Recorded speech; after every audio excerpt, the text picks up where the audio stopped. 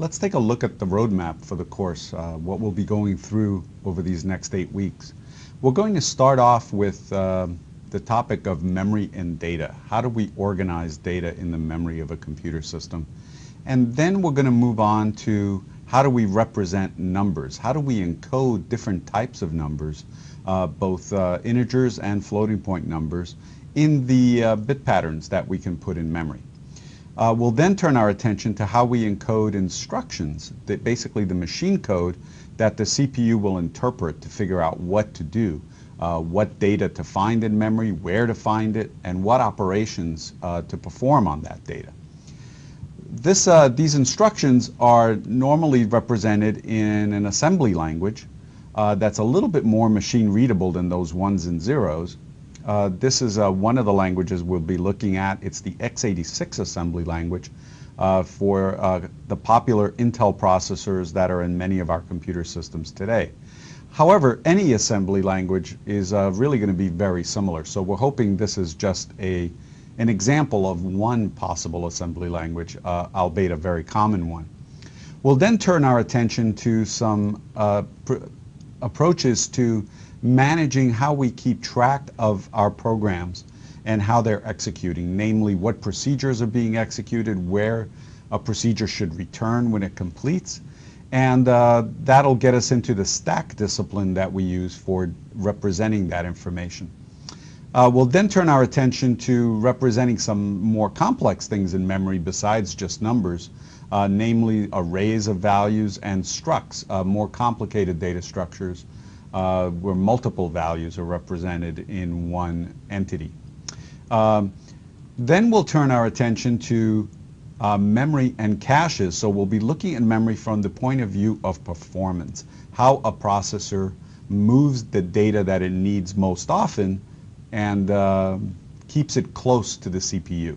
By close, we mean in a faster access memory rather than the slower, larger memories that we might also have available. Then we'll turn our attention to two important illusions that are common in modern computer systems. The first one is the concept of a process, namely a program that runs in parallel to a whole bunch of other processes. And we have to figure out how to give the illusion that each process has full control over the processor, so that a programmer doesn't have to worry about how to hand off control to another process, how to save the state it might need. All these things are going to be taken care of automatically, and this will help us touch on a little bit about how operating systems handle these things for us as programmers. The second illusion is virtual memory, namely the ability to think about a huge memory that is available to each program, when in reality there's only a much smaller finite memory available that is way, way smaller than the possible memory we may want to use. So this will get us into how do we page different parts of memory from disk into the physical memory, and again deal with some operating systems issues. Finally, we'll close the course with some issues in memory allocation, namely how do we decide where we put stuff in memory and how does that impact performance. And lastly, how do we deal with higher level languages like Java, which abstract away a lot of those memory allocation issues from us. And we'll compare Java to C, which is a lower level language where we actually consider each of those memory allocations, each one in turn, and have to free up memory when we're done using it. Have to keep track of quite a few more things than in a higher level managed language like Java.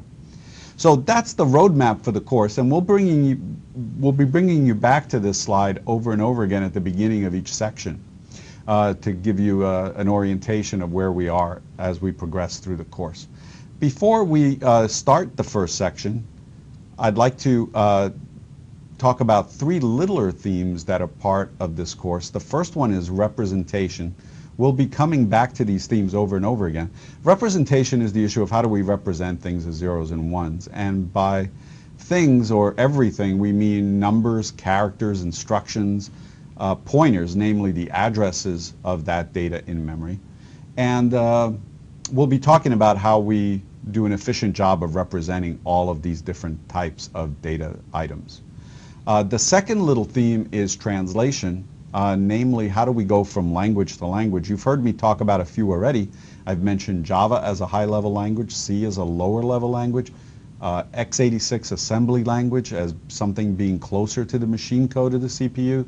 Well, to do those translations, as with any language, we need to do word-by-word translations. We need to do translation of phrase structures, and eventually the larger grammar of the language itself. So we're hoping that you know a language maybe like Java as a programming language. You've seen that in an intro programming class, or maybe you've had C already. So we'll be talking about those languages and encountering a few other things in between, like Java bytecodes as well. That'll come near the end of the course. Lastly, the third theme is control flow, namely how do computers orchestrate the many things they're doing and make it look like they're doing them all in parallel, when in fact, of course, they're only executing one instruction at a time. So how do we keep track of where we are when we call a method and then another and so on? What do we do when we hit a return statement? And how do we give the user the ability to run multiple programs seemingly at the same time? So these are the little themes we'll be coming back to again and again throughout the course.